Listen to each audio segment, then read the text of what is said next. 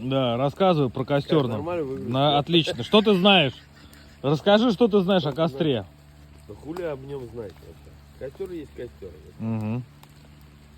Приехали вот мы сегодня сюда, вроде дрова горят тут. Я говорю, где прогорел, они уже потушились. Те, которые кинули, они вроде, смотри, и не горят, и горят. Ты не про дрова рассказывай, а про костер. Не важно, нахуй. Так, не перебивай.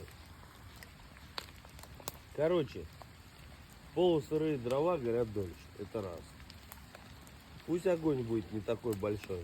Это два, блядь. Зато всегда в тепле. Это три.